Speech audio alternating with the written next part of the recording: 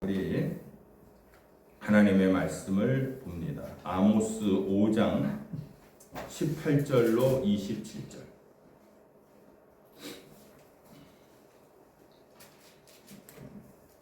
교독하겠습니다. 아모스 5장 18절부터 27절 한 절씩 교독합니다. 화 있을진저 여호와의 날을 사모하는 자여, 너희가 어찌하여 여호와의 날을 사모하느냐? 그 날은 어둠이요 빛이 아니라 마치 사람이 사자를 피하다가 곰을 만나거나 혹은 집에 들어가서 손을 벽에 대었다가 뱀에게 물림 같도다. 여호와의 날은 빛 없는 어둠이 아니며 빛남 없는 캄캄함이 아니냐? 내가 너희 절기들을 미워하여 멸시하며 너의 성회들을 기뻐하지 아니하나니 너희가 내게 번제나 소제를 드릴지라도 내가 받지 아니할 것이요 너희의 살찐 희생의 화목제도 내가 돌아보지 아니하리라. 내 노래소리를 내 앞에서 그칠지어다 내 비파 소리도 내가 듣지 아니하리라. 오직 정의를 물같이 공의를 마르지 않는 강같이 흐르게 할지어다. 이스라엘 족속아, 너희가 40년 동안 광야에서 희생과 소제물을 내게 드렸느냐? 너희가 너의 왕 식국과 기운과 너의 우상들과 너희가 너희를 위하여 만든 신들의 별 형상을 지고 가리라. 내가 너희를 다메섹 밖으로 사로잡혀 가게 하리라. 그의 이름이 만군의 하나님이라. 불리우는 여호와께서 말씀하셨느니라. 아멘. 오늘 말씀은 이 선지자 아모스를 통해서 이 선택된 이스라엘 백성임에도 불구하고 하나님의 자녀다라고 그들이 이야기하는데, 하나님의 자녀임에도 불구하고 하나님께서 아주 굉장히 질타를 하시는 그런 장면이 나오고 있다라는 것입니다. 특별히 자신들은 선택된 백성들이기 때문에 늘 하나님이 우리를 지켜주시고 늘 하나님이 우리와 함께 하신다라고 그렇게 생각했던 사람들이라는 것이에요. 그런데 나름대로 그래서 자신들은 굉장히 예배 행위나 아니면은 신앙의 행위를 아주 잘하고 있다라고 그렇게 생각하고 있었던 그런 이스라엘 백성들이었다는 것입니다. 그런데 하나님께서 그들을 아주 신랄하게 오늘 비판을 하고 계시다라는 겁니다. 여러분들 18절로 20절 말씀을 보면은 이스라엘 백성들이 여호와의 날을 사모하는 날이다 이렇게 이야기합니다. 여호와의 날은 어떤 날이냐? 적군들이 다 패배하고 여호와가 승리하신 날인 거예요. 그러니까 일반적으로 여호와의 날은 기쁜 날이고 좋은 날인 것입니다. 우리나라가 이 광복절을 기쁜 날로 여기고 있잖아요. 해방된 날로 여기고 있잖아요. 이처럼 이 여호와의 날을 이스라엘 백성들이 그렇게 여기고 있었다는 것입니다. 그래서 이스라엘 백성들은 과거에 있었던 그 하나님의 구원의 사건들, 그 애굽에서의 그 구원의 사건들을 기억하면서 미래에도 자신들에게 임할 그런 승리의 날을 늘 고대하면서 살아가고 있는 거예요. 그런데 오늘 아모스가 뭐라고 말합니까? 화 있을진저 너희들에게 화가 있을 것이다. 그날은 너희들에게 절대로 좋은 날이 아니다라는 얘기를 지금 하고 있다는 것입니다. 여러분들 21절 한번 읽어봅니다. 다 같이 시작. 내가 너의 절기들을 미워하여 멸시하며 너의 성회들을 기뻐하지 아니한다. 절기와 성회를 만드신 분이 하나님인 거예요. 너희들이 이런 절기를 지켜라. 이런 성회로 나에게 나와서 예배드려라. 그때 내가 너희들에게 나타나겠고 내가 너희들이 드리는 그 예배에 내가 기뻐하겠노라 이렇게 말씀했는데, 지금 그 절기와 성회를 만드신 하나님이 너희들이 드리는 그 예배에 내가 기뻐하지 않다. 절대로 내가 즐겁지가 않다. 이 얘기를 지금 하고 계신 거예요. 22절을 또 봅니다. 시작. 너희가 내게 번제나 소제를 드릴지라도 내가 받지 아니할 것이요 너희의 살찐 희생의 화목제도 내가 돌아보지 아니하리라. 제사를 드리라고 하신 하나님이, 그 제사를 흠양하시는 하나님이 오늘 안 받겠다 이 얘기를 하는 거예요. 내가 너희들의 제사를 내가 받지도 않고 너희들이 나와서 예배 드리고 제사 드리는 거 내가 하나도 기쁘지도 않다 이렇게 말하는 겁니다. 23절 시작. 내 노랫소리를 내 앞에서 그칠지어다 내 비파 소리도 내가 듣지 아니하리라.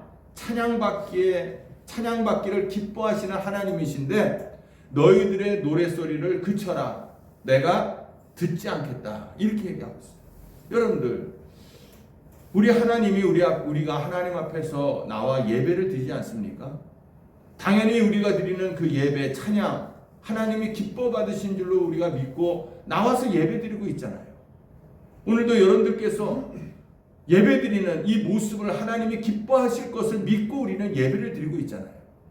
그런데 오늘 말씀해 보니까 이스라엘 백성들이 나와서 하나님 앞에 예배하고 절기를 지키고 헌금을 드리고 화목 제물을 드리고 번제를 드리고 그 찬양을 드리는데 그 노랫소리, 그 악기소리, 그 제사 드리는 그 냄새 내가 다 듣기 싫고 보기 싫고 맡기도 싫다.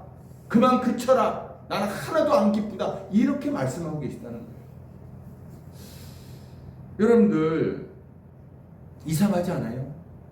찬양받기를 기뻐하시는 하나님이라고 했는데, 제사 드리는 것을 기뻐하시는 하나님이라고 했는데 왜 당신의 백성들을 향해서 나는 너희들이 드리는 제사를 받지 않겠고 나는 기쁘지가 않다라고 왜 이런 말씀을 하나님께서 하실까? 궁금하지 않아요? 여러분들이 드리는 예배가 오늘 하나님께서 나는 너희들이 드리는 예배 하나도 기쁘지 않다, 너희들이 드리는 오늘 이 예배 난 받고 싶지도 않다 이렇게 하나님이 말씀하실 수 있다라는 것을 우리가 생각한다면은 뭔가가 큰 문제가 있구나. 우리 신앙에 우리 안에 뭔가 문제가 있기 때문에 하나님께서 이 예배를 받지 않으시는구나 이렇게 우리가 생각해야 되지 않겠습니까? 오늘 말씀에 보면은요, 이유를 우리가 한번 생각해 볼 때 그들이 제사 드리는 방법에 문제가 없어요. 너무너무 잘 드리고 있습니다. 네, 얼마나 열심히 예배를 드리는지 몰라요, 제사를. 그 당시 때는요, 이 아모스 시대 때는 북이스라엘이 아주 전성기 시대다라고 말씀을 드렸죠. 그래서 나라가 어떻게 보면 솔로몬 왕 때는 솔로몬이 그 자신의 그 왕권을 위한 그런 부가 가득했던 나라였다면은 이 아모스 시대 때는, 여로보암 시대 때는 이 나라 전체가 다 부강했다는 거예요. 왕만 부강했던 것이 아니라. 그러니까 어떻게 보면 가장 전성기였다라는 것입니다. 그러니까 그들이 하나님 앞에 드릴 때도요, 제사가 정말 좋은 짐승을 잡아서 드리고 더 하나님 앞에 아름답게 화려한 것으로 하나님 앞에 드리는 그런 제사였다는 거예요. 그 제사에는 흠잡을 것이 없었다라는 것이에요. 그러면은 여러분들, 드러난 삶에는 그들의 겉으로 드러나는 그런 모습에는 문제가 보이질 않는 거예요. 그런데 숨겨진 삶에 문제가 있었다라는 겁니다. 이것을 보여주는 장면이 19절 말씀에서 나오고 있는 것이에요. 제사를 지키는 모습이나 제사를 드리는 방법이나 각종 악기나 노래로 찬양하는 거나 아무 문제가 없었는데 그 삶의 숨겨진 부분에 문제가 있었다라는 것을 오늘 이야기하는데, 자 19절 말씀 읽어봅니다. 시작. 마치 사람이 사자를 피하다가 곰을 만나거나 혹은 집에 들어가서 손을 벽에 대다가 뱀에게 물린 같도다. 여호와의 날은 무서운 심판의 날이라서 여러분들, 사자를 피하다가 곰을 만난 것처럼 쫓겨. 그래서 다행히 살아갔고 집으로 돌아왔습니다. 집에 들어와서 안심하고선 벽에다 손을 딱 댔는데 하필이면 거기에 뭐가 있었다고요? 뱀이 있어서 뱀에 물려버리고 말았다는 것입니다. 여기서 집에 들어가서 손을 벽에 대었다가 뱀에게 물린 같도다. 이 말씀이 여러분들 우리가 한번 생각해 볼 말씀인데 정신과 의사였던 탐슨이라고 하는 분이 내적 치유 또 성경적 상담 학교를 운영하셨던 YM의 사역자입니다. 근데 이분이 이 말씀을 가지고 내적 상담을 하다가 이 말씀 속에서 아주 큰 인사이트를 발견한 거예요. 그게 뭐냐? 우리는 삶에서 가장 고통스러운 체험을 어디서 하느냐라는 거예요. 어디서? 이런 거 잘 생각해 보면은 가장 힘들고 고통스러운 체험을 우리는 밖에서 하는 것 같지만은 실질적으로는 밖이 아니다라는 거예요. 주변 환경 때문에 우리가 그런 큰 고통을 당하는 것이 아니다. 이 얘기를 합니다. 마치 집에 들어와서 손을 벽에 대었다가 뱀에게 물리는 것처럼 나의 어떤 내면의 어두운 상황들, 또 내 안에 있는 그런 악함들, 그리고 내 속에 있었던 그런 죄악 때문에 우리가 고통을 받고 더 큰 어려움을 당하는 것이다. 이 얘기를 하고 있는 거예요. 어떻게 보면 내 안에 있는 그런 욕심 때문에 내가 그런 실수와 그런 어떤 범죄를 저질러 갖고 큰 고통을 당하는데, 이게 외부적인 요인 같지만 실질적으로는 내 안에 이 어두운 마음들, 그런 악함 때문에 우리가 그런 고통을 당한다라는 것입니다. 그렇다면은 이 아모스가 굳이 벽에 손을 대었다가 뱀에게 물린다는 표현을 쓴 이유가 뭐냐? 이것은 당신의 진짜 문제는 나타난 것이 아니라 바로 감춰져 있는 여러분들 당신의 내면에 있는 것이다. 가장 큰 문제가 우리의 내면 속에 있다. 이것을 오늘 말하려고 하는 거예요. 그러니까 이런 말입니다. 너희가 사모하는 여호와의 날이 캄캄한 날이 된 이유가 뭐냐? 하나님께서 너희의 제사를 받지 않고 너희의 찬양을 받지 않는 이유가 뭐냐 했을 때, 찬양이나 제사에 문제가 있는 것이 아니라 너희 안에 독사와 같은 것이 숨어 있는 것이 바로 문제다라는 것이에요. 내 안에. 그래서 24절이 나오는 거예요. 그래서 이런 말씀을 합니다. 24절 시작. 오직 정의를 물같이 공의를 마르지 않는 강같이 흐르게 할지어다. 이렇게 참된 신앙생활, 하나님이 기뻐하시는 삶은 신앙적인 어떤 열심을 보이고 심지어는 율법을 정말 달달 외우는 것에 달린 것이 아니라 그 마음속에 너희 안에 정의가 있느냐 없느냐, 이것을 오늘 우리들에게 이야기하고 있어요. 그 마음과 삶에 정의가 가득하지 않으면요, 열심히 신앙생활을 우리가 한다 할지라도, 다시 말해서 열심히 성경 통독을 하고 매주일 교회 나와서 열심히 예배를 드리고 헌금 생활하고 사역을 열심히 한다 할지라도요, 그것들은 다 가짜다라는 거예요. 가짜. 하나님이 기뻐하지 않는다. 내 내면이 여전히 어떤 악함 속에 있으면서 어둠 속에 있으면서 겉으로 하나님 앞에 나와서 1년 12달 아무리 열심히 예배드리고 헌신하고 봉사해도 하나님은 그런 봉사, 그런 예배는 내가 기뻐하지 않는다라고 이야기하고 있는 거예요. 그러니까 여러분들, 우리의 이 드려지는 이 겉모습만 가지고 또 여러분 스스로가 착각하지 말아야 돼요. 그래도 나는 매주일마다 이렇게 하나님 앞에서 예배드리고 나름대로 내 헌금 생활이나 봉사 생활 내가 잘하고 있다, 여러분들 그렇게 착각하지 마시기 바랍니다. 이 정도 했으니까 하나님이 기뻐하시겠지, 하나님이 나에게 복을 주시겠지, 착각하지 말라시는 거예요. 하나님은 우리의 내면의 상태를 오늘도 보고 계시다는 거예요. 이 자리에 나와서 엉뚱한 생각하고 있는 그 마음 하나님이 다 보고 계시다는 겁니다. 그러니 이 자리에 나와서 예배 드린들 이것이 무슨 의미가 있겠느냐라는 것이에요. 다 가짜라는 거예요. 그러면 여러분들, 우리가 이 24절 말씀을 다시 한번 보시면 한 가지 의문이 생기는데, 뭐냐?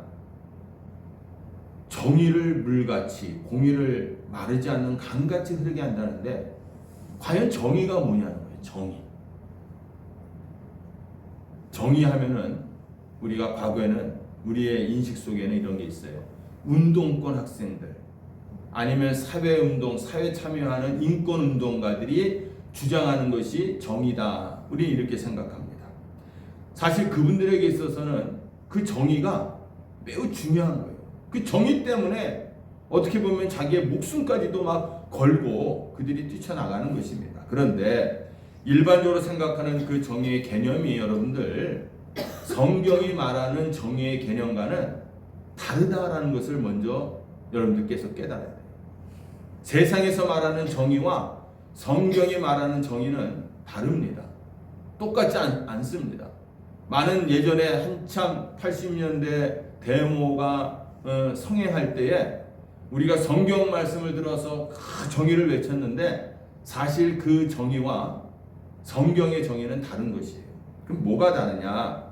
여러분들 우리가 생각하는 정의의 개념은 뭡니까? 바르고 의로운 것이다. 바르고 의롭다. 사전적인 정의는 그런 정의예요.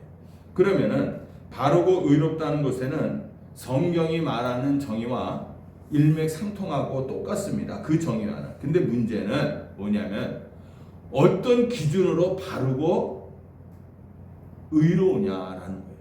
어떤 기준으로 바르고 의로우냐. 그 기준이 중요한 건데 그 정의의 기준이 여러분들 사람마다 시대마다 또 사회마다 그 정의의 기준이 다 다르다라는 것입니다. 이게 문제잖아요. 그래서 세상에서 말하는 세상의 정의는요 불완전하고 가변적인 겁니다. 변한다는 것이에요. 그 정의가. 우리나라 역대 정부 중에서 가장 정의를 강조하고 외쳤던 정권이 어느 정권인지 아세요? 몇 공화국? 제5공화국. 제5공화국은 누가 대통령이었습니까? 네? 전두환. 네. 우리는 이걸 많이 잊고 잊어야지 살지 잊지 않으면은 괴로워서 못 사는 게 맞는데 제5공화국이 전두환 정권인데 거기서 가장 외쳤던 게 정의사회 구현인 거예요. 정의사회 구현. 그래갖고 예전에 보면은 관공서나 경찰서 들어가면은 정의사회 구원이라는 그 편말들이 늘 붙어 있었습니다. 그런데 여러분들 역사에서 지금 누가 제5공화국을 정의로운 국가였다, 정의로운 사회였다라고 인정을 합니까? 아무도 없잖아요. 아무도 없어요. 왜냐하면은 이 제5공화국이 말하는 정의는 모든 사람들이 받아들이는 그런 정의가 아니라 자기들만의 정의였기 때문에 그렇다는 거예요. 자기들만의 정의. 네. 이렇게 여러분들 세상의 정의는요 정도의 차이는 분명히 있지만은 다 비슷비슷하다라는 것이에요. 그래서 이 정의를 외치는 곳에 나타나는 현상을 한번 보시기 바랍니다. 세상에서 정의를 외치는 곳에 나타나는 현상을 보면 그 현장 속에 정의를 외치는 현장에는 늘 분노와 갈등과 싸움이 있어요. 우리가 지금의 우리 상황을 굳이 제가 말씀을 드리고 싶지도 않지만은 서로가 다 정의롭다고 이야기하고 있잖아요. 서로가 다 정의로우면 바르고 의로워야 되는데 왜 바르고 의로운 곳에서 서로 비방하고 서로 화내고 싸우고 갈등을 일으키고 있냔 말이에요. 이것이 세상의 정의다라는 것이에요. 한때는 정의를 외쳤던 사람들이 시간이 지난 다음에는요 자기가 정의롭지 못하다고 말하는 그 행동을 자기가 하고 있는 거예요. 그렇잖아요. 국회의원들 보면 예전에는 정의를 외쳤었는데 이것이 정의다고 외쳤는데 나중에 국회의원들에서는 정반대 행동들을 하고 있는 모습을 우리가 지금 눈으로 보고 있잖아요. 이런 것을 보면서 세상에서 말하는 정의는 불완전한 것이구나. 가변적인 것이나 참된 것이 아니구나. 이것을 먼저 우리가 깨달아야 합니다. 그 기준이 항상 인간이고 자기 자신이고 그 시대의 정신인 거예요. 그래서 세상의 정의는 불완전하다. 제가 가변적이다. 이렇게 말씀을 드리는 겁니다. 그때는 틀렸는데 지금은 옳다. 그때는 옳았는데 지금은 틀리다. 이렇게 얘기를 하고 있다니까요. 그런데 본문에서 여러분들 오직 정의가 강같이 흘러야 한다 하니까 이상한 거예요. 아니 정의가 흘러야 되는데 아니 그 정의가 오락가락하니까 어떤 정의를 우리가 따라가야 되느냐. 도대체 이 세상에서 이런 혼란스러운 일들이 일어나게 된다는 것입니다. 그러므로 여러분들 성경의 정의는 그 기준이 바로 하나님이신 줄로 우리는 믿습니다. 아멘. 예. 정의의 기준이 하나님이시기 때문에 그 정의의 이 성경의 정의는 불완전하지도 않고 또 변하지도 않는 것이에요. 또 어느 한쪽의 분노나 주장을 대변하는 것도 아닙니다. 정의는 사람들이 정말 바르게 살고 참된 신앙의 삶을 살기 위해서 반드시 필요한 것이 성경에서 말하는 그런 정의인 것이에요. 그래서 하나님께서 오늘 이 이스라엘 백성들을 향해서 오직 정의를 강같이 흐르게 하라, 공의가 강물같이 넘치게 하라, 이 얘기를 하고 있는 것입니다.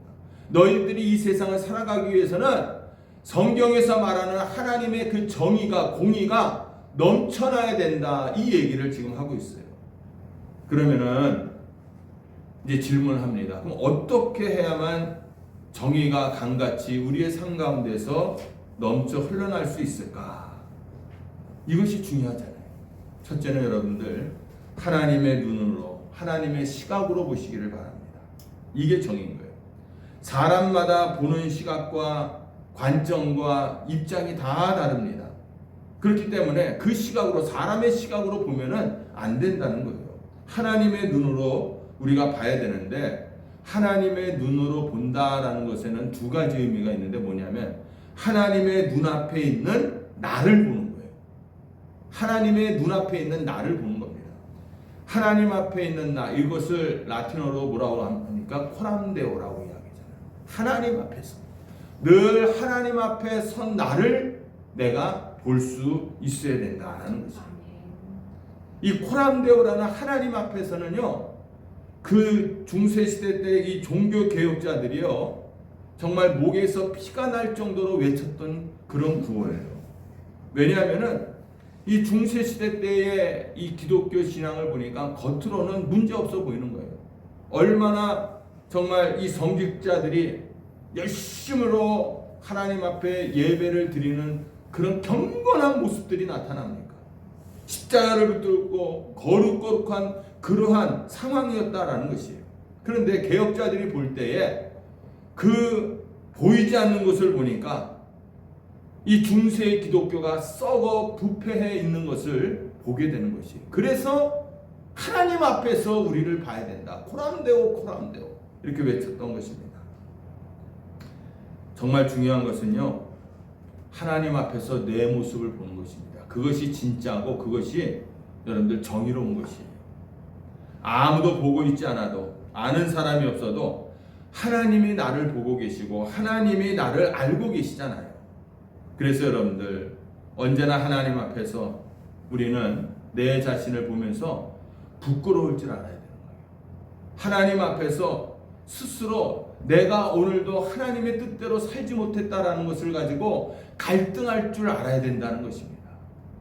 이렇게 우리가 겉모습만 번지르하게 나와서 드려지는 이 예배, 이 겉모습, 이것 가지고는 우리가 하나님 앞에 설 수가 없다라는 것이에요.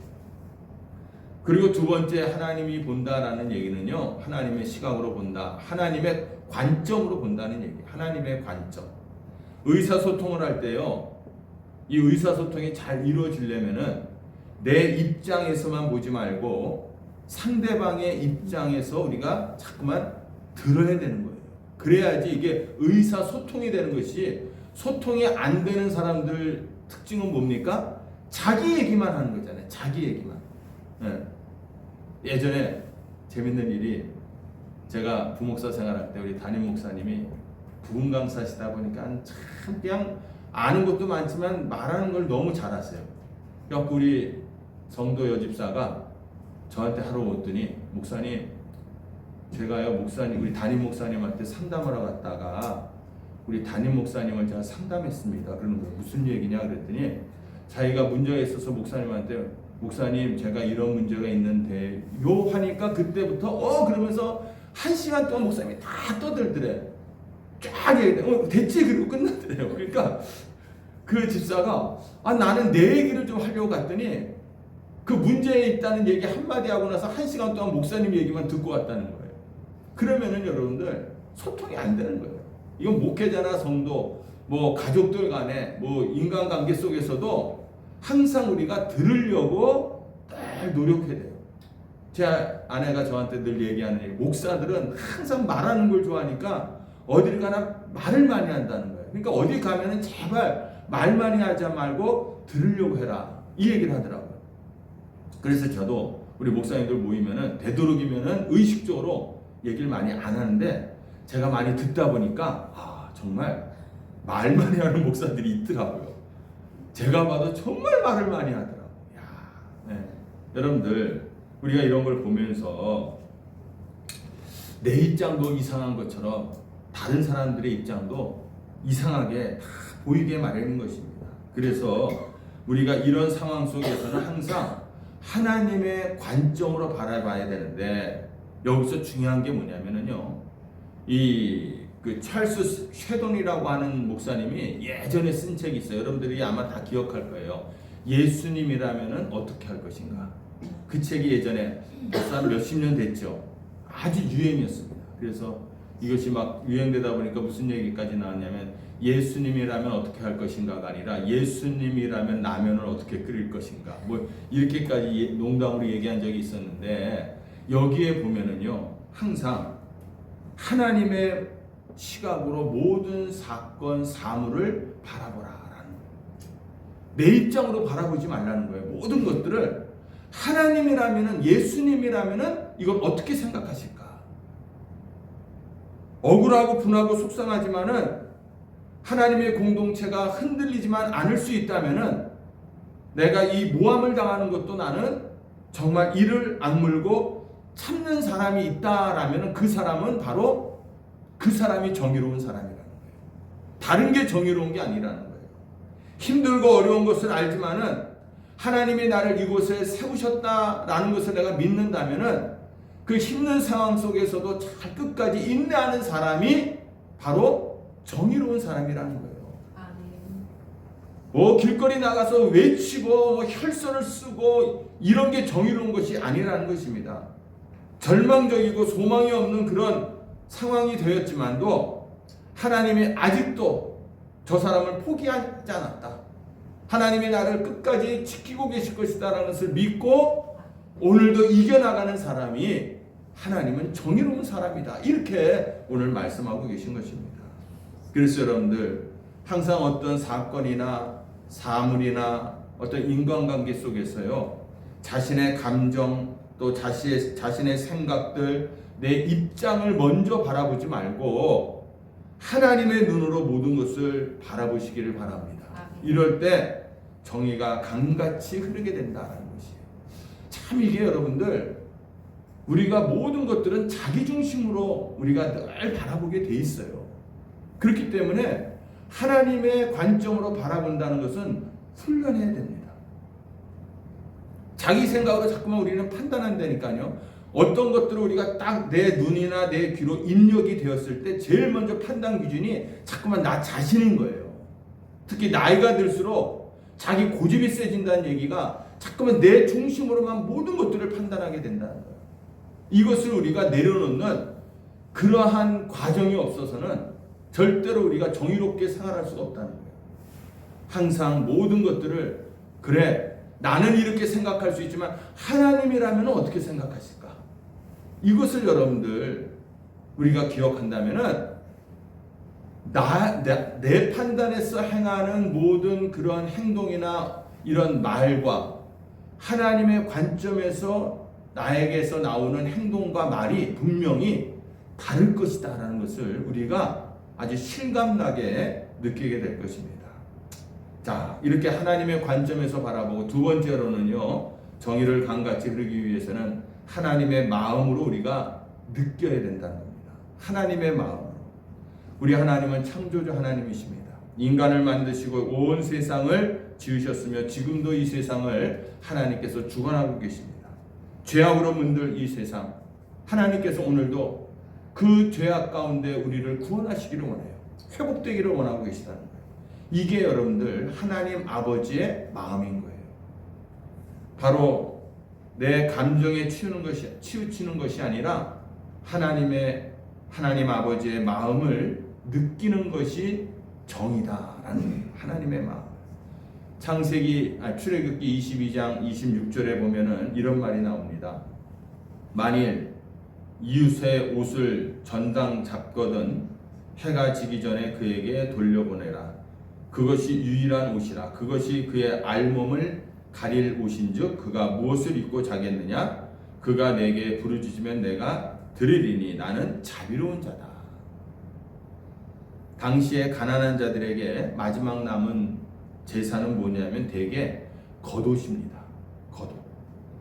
옷감이 귀할 때 있잖아요. 그래서 그 당시 때 옷은요 사실 속옷이라는 게 거의 없었어요. 남자나 여자나 주께서 이 겉옷이 어떤 옷이냐면 가죽 푸대 같은 데서 목구멍하고 양쪽 팔구멍 하나 이렇게 뚫어갖고 그거에다가 끈 이어서 입은 거예요. 그리고 무슨 벙걱 같은 거 하나 이렇게 두루마리 같이 이렇게 몸에다 걸치는 게 겉옷입니다. 굳이 속옷이 이 일반 백성들은 입지를 않고 있던 그런 시대였다는 것입니다. 그러니까 이 겉옷을 가지고 용도가 뭐냐면은요, 추울 때는 밤에는 덮고 자는 거예요. 그것이. 그리고 더울 때는 그걸로다가 이렇게 그늘을 만들어 놓고 쉬는 겁니다. 그러니까 여러분들 이 겉옷이 그들에게 있어서 얼마나 중요한 겁니까? 그런데 오늘 이 출애굽기에 보면은 돈을 빌려주고 겉옷을 저당을 잡히면은 그 사람이 돈을 다 갚을 때까지 이 겉옷을 돌려주지 않는 것이 법이에요. 이것이 어떻게 보면 세상에서 말하는 정의입니다. 그렇잖아요. 돈을 안 갖고 왔으니까 안 주는 게 당연하잖아요. 그런데 하나님은 오늘 뭐라고 말씀합니까? 그러지 말라 이 얘기를 하고 있는 거예요. 돈을 못 갚아도 다음날 갚는 한이 있어도 저녁이 되면은 그 옷을 돌려줘라. 그래야지 그 사람이 그 겉옷 없이 그 밤을, 그 추운 밤을 추위에 떨면서 자지 않겠느냐. 나는 그런 것을 볼 수가 없다. 그러니 그 겉옷을 저녁이 되면은 돌려줘라. 이것이 바로 우리 하나님 아버지의 마음인 줄로 믿습니다. 그게 바로 정이다. 이것이 바로 하나님의 마음으로 보는 것이다 라는 것이에요. 그래서 여러분들 이 정이라고 하는 것은요 뭐와 같은 것이냐면 사랑과 긍휼과 같은 단어인 거예요. 정의를 외치는 자는 그 안에 사랑이 있어야 되고 긍휼함이 있어야 된다는 겁니다. 공평한 것이 정의가 아니에요. 하나님의 긍휼하심이 그 정의 가운데 함께 있는 것이 하나님이 말씀하시는 바로 정의인 것이다 라는 겁니다. 오직 정의를 물같이 공의를 마르지 않는 강같이 흐르게 하라라는 이 하나님의 명령을 여러분들 오늘 심각하게 들으시기를 주님의 이름으로 축원합니다. 그러면은 제가 묻겠어요. 내일부터 당장 정의를 실천하십시오 하면은 여러분들 네 아멘. 내일부터 하나님의 정의를 실천하겠습니다. 하나님의 관점으로 바라보고 하나님의 마음으로 저 사람들을 바라보겠습니다. 자신 있게 대답하실 분 계세요? 이럴 때 우리가 절망감을 느끼는 거예요. 절망감. 하나님의 정의는 이런 것인지 내가 알았는데 막상 그런 정의를 실천하려고 하니까 우리에게 있어서 나는 하나님 못합니다 라는 그런 절망감을 우리가 느끼게 되는 것이에요. 미워하는 거, 미워하라 하면 우리는 어떻습니까? 자신 있죠? 미워하는 거 우리가 자신 있잖아. 얼마나 우리가 미워를 잘합니까? 에? 욕심내는 거, 우리 전공 아닙니까? 미워하는 거, 욕심내는 거, 우리 전공이니까 만약에 하나님이 미워하라, 욕심내라 그러면 당장 가서 할 수 있잖아, 우리는. 그런데 오늘 정의를 외쳐라. 하나님, 한 번 정도는 내가 할 수 있을 것 같아요. 한 번 정도는. 그런데 정말 강같이 정의가 흐르게 하라. 하나님, 나는 못합니다. 이게 우리의 실제적인 고백인 줄로 믿습니다. 그런데 여러분들 포기하지 마시기 바랍니다. 이 성경에서요 강같이 흐른다라는 이 표현은요 항상 그 표현 안에 뭐가 담겨 있냐면 성령의 역사가 담겨 있다라는 것을 기억하시기 바라요. 이사야서 에스겔서 40장에 보면은 성전 문지방을 넘어 흐르는 물이 온 세상으로 흘러 강이 된다. 하나님의 은혜의 그 강물이 성전의 문지방을 넘어서 흘러 넘쳐서 온 세상으로 흘러간다 할 때에도 그것은 뭘 의미하냐면 성령의 역사를 의미합니다. 계시록에서 나오는 생수의 강이 넘쳐 흐른다라는 것도 성령의 역사를 의미합니다. 예수님께서도 요한복음에 보면은 누구든지 목마르거든 내게로 와서 마시라. 나를 믿는 자는 성경의 이름과 같이 그 배에서 생수의 강이 흘러나오리라. 이는 그를 믿는 자들이 받을 성령을 가리켜 말씀하신 것이라. 이렇게 얘기를 하고 있어요. 뭐든지 강물같이 흘러넘친다. 이 얘기는 성령의 역사를 얘기하고 있다는 거예요. 여러분들, 그렇기 때문에 오직 정의를 강같이 흐르게 할지어다라는 하나님께서 말씀하실 때도 거기에는 이런 성령의 역사가 약속되어 있다는 거예요. 네. 너희 힘으로, 너희들 노력으로 안 되는 거 내가 안다. 그러나 성령이 임하면은 너희는 정의를 실천하는 그런 삶을 살 수 있을 것이다. 정의가 강물같이 흐르게 할 수 있다라고 우리에게 이 성령을 약속해 주셨다니까요. 그래서 여러분들, 오늘도 성령을 구하시는 여러분들이 되기를 원합니다. 그 정의를 내 힘으로, 내 노력으로 실천하려니까 안 되는 거예요. 그거는 당연한 겁니다. 목사님 저도 안 되는 것이 정의를 실천하는 거예요. 내 힘으로, 내 노력으로. 그러면 오늘도 성령을 구하는, 성령의 도우심을 간구하는 그런 여러분들이 되기를 원합니다. 그래서 여러분들, 성령님을 사모하시고 오늘도 성령님을 간구하시고 무엇보다도 성령님을 초청하는 거예요. 성령께서 내 안에 들어오시옵소서. 나는 할 수 없습니다. 하나님, 내가 인생을 살아가면서 내 힘으로, 내 노력으로 할 수 있는 것이 무엇이겠습니까?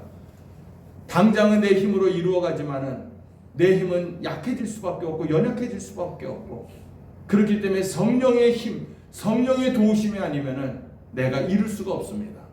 성령님을 간절히 간구할 때에 정말 성령께서 우리 심령 가운데 넘쳐나서 내 눈 말고 하나님의 눈으로 우리가 바라볼 수 있고, 내 마음 말고 하나님의 마음으로 우리가 이 세상을 느끼게 되는, 정의가 강물같이 넘쳐나는 그런 놀라운 역사가 일어날 줄로 믿습니다. 오늘도 여러분들 그 주님의 약속을 믿으시고 성령님을 마음속에 모시는 귀한 이 예배가 되시기를 주님의 이름으로 축원합니다. 우리 이 시간